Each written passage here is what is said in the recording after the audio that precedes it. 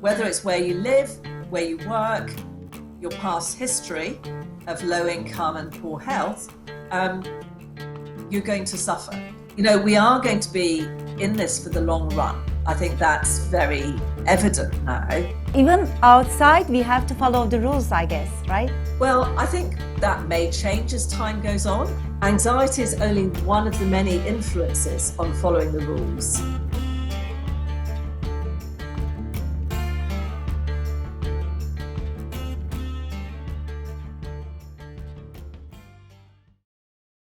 You are a very well-known scientist, and your study about behavioral change played an important role while we are in such a deadly pandemic situation. Is it ever possible such a thing? I mean, changing one's behavior permanently?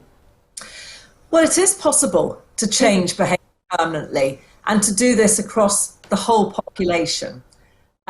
So I can take examples from my country. I think some of them may or may not resonate with you, but certainly one of the behaviors that changed since I was young is wearing seatbelts in cars.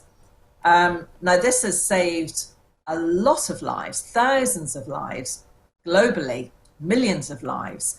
At the time, there was a big debate. People were not happy about it. They thought it was an infringement on their liberty. They thought it would be too uncomfortable. And so the debate went on. But the government did two things. It had legislation, so you would be fined, but it preceded the legislation, this enforcement, by many months of mass media campaigns to explain, you know, what the benefits would be from it, to address people's concerns. And so bringing these two interventions together, the kind of coercion, if you like, the law and the fining, along with the persuasive communication of communication, was very effective. And now hardly anybody wouldn't wear a seatbelt in the UK. Yeah. Another example is when I was a child, myself, all my friends, all my family, we always washed our hands before sitting down to eat. So my children, my grandchildren, they don't routinely do this. Now, if we've had a population-wide behaviour, and we have it in other countries, then we can bring it back into play.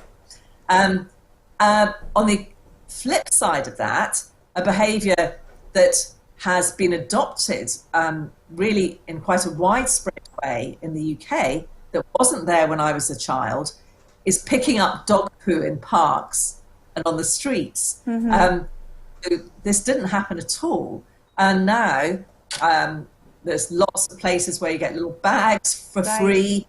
And now I would say, I don't know, I can't talk for the whole of the UK, but in my part of London, 95% plus of people would do that now. So, Susan, how long do you think it will take us to change our attitudes? I can't say we will. It will depend on many things.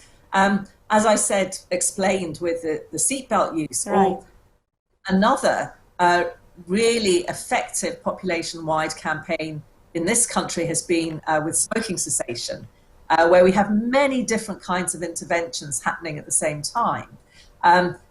Then you can begin to drive behaviours down. But behaviours don't change usually on their own. You know, it does need some help from government. It does need some help from authorities. So we would need to have, well, there's a model of behaviour, which is for behaviour to occur, you need to have the capability, the opportunity and the motivation. So people need to be given the knowledge about why it's a good thing to do certain behaviours. They need to be persuaded, they need to believe, not only know it in their head, but believe it in their heart that they want to do this. And also need to develop new routines and habits to support it. But then also some behaviours really need to be helped with the environment. This is actually the model that you developed, right? Well, what I did was just to bring things together that people had brought together before. And in fact, after myself and Robert West, my husband, developed this model, we saw that, or a colleague pointed out, that many decades ago, a group of very well-known theorists got together, identified the same three factors as a minimum condition for change, but had just them as a list, hadn't put them together in a sort of interacting system, which is, I think, the contribution that we made. And we also did two things. One was elaborate them. So within capability and opportunity and motivation, there's lots of subsets to this, but also linked it to a framework that would guide the interventions and the policies that are likely to be effective given a particular behavior in a particular context. It seems like there is no end to this pandemic. How are we going to deal with it? Right now in Turkey, we are in another lockdown situation. Do you think such lockdown strategies are working? What we've seen is when people understand that there is a threat, a serious threat, and when they understand that what they do can make a difference, people have really been very adherent, mainly. Mm-hmm. The groups that are least adherent tend to be younger people and especially younger men. Partly this is because younger people are more active, being with their peer group, their friends are really important. Developing relationships at that time in your life is important. Often younger people don't see things to be as much risk to themselves or other people as they actually. So there's a number of reasons why that group has been less adherent.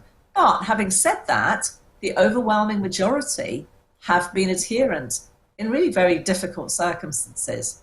And, you know, we are going to be in this for the long run. I think that's very evident now.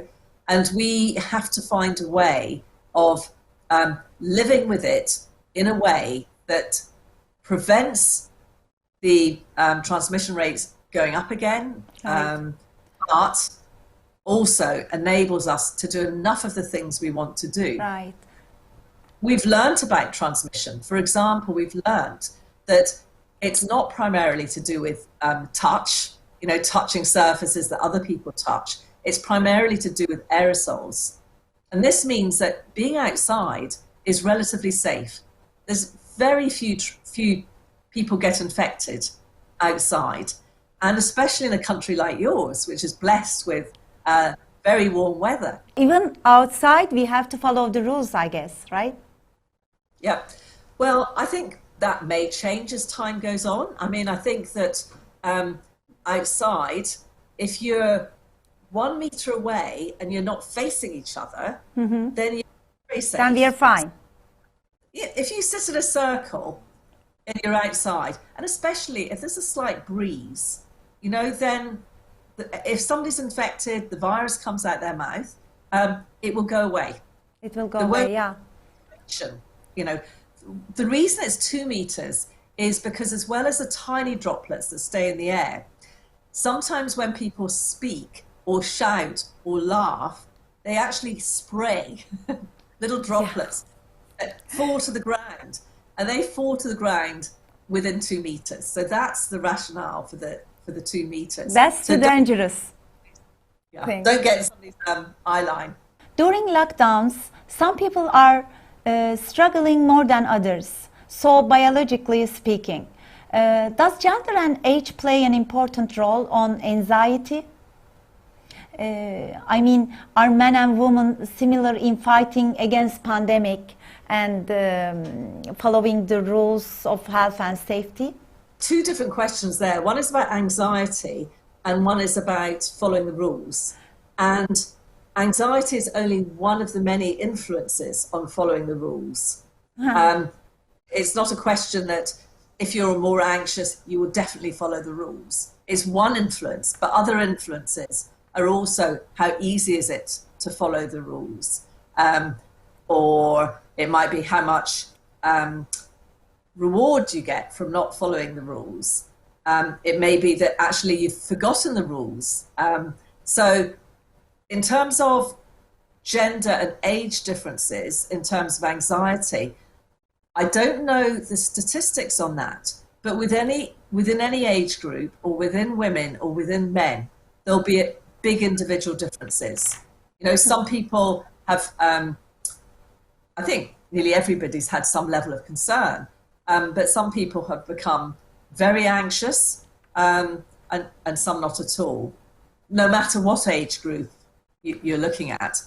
In terms of adhering to the rules, it's much easier for more elderly people to follow the rules. They tend to be less active, going out and about, less socially active, less physically active. So it's much easier. So in general, it's been much tougher for younger people For than the it young has people. That's why, for elderly people. Susan, Generation Z is continuing education online. They don't have the chance to socialize. Are some of them, do you think, are some of them going to end up with social anxiety because of this? Problems in terms of young people's mood, their sense of well-being, partly anxiety, but partly depression. Depression, you know, people, right. They've lost a year of what they expected to do in their lives. As you say, those people who are studying, it's become quite a lonely experience, sitting in your bedroom, looking at a screen all the time instead of being with people that you expected to make friends and have fun and go to parties with.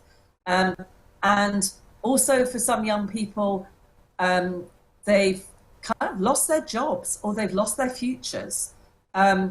And so that's been a real problem. So in terms of an emotional hit, younger people have suffered more than older people.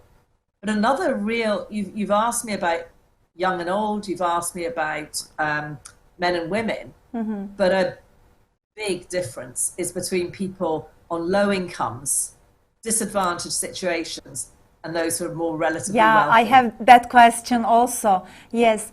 Once you said that we may be in the same storm, but we are in the different boats. Could you tell us more about those different boats? Yeah, definitely. Well, first of all, the virus causes more harm to people who are living in overcrowded, multi-generational households, because people are closer together, people are looking after each other across generations. And so it's been a real problem where young people may be bringing the virus into the house not knowing because they have no symptoms. The older people are suffering as a result. Secondly, people are working in conditions that aren't safe, you know, precarious, unsafe working conditions. There's more associated with low income than it is for a journalist or for an academic. Those people are more likely to be infected. People who are looking after us, those people who are doing health and social care, those people who are in retail, running shops, those people who are taking our rubbish away, those people who are doing deliveries, all of these people who are public facing, they are more exposed to the virus. They are more likely to get it. And then also people who have other health conditions are more likely to be harmed by becoming infected. They're more likely to be infected and then they're more likely to be harmed. And people who've been brought up in poverty are more likely to have other health conditions. And so whether it's where you live, where you work, your past history of low income and poor health, you're going to suffer. And then on top of that, some government policies have exacerbated these inequalities more. Some government policies haven't paid enough attention to putting more resources into the poorer parts of society. And there's in some ways, you know, become greater divisions in terms of people who can work at home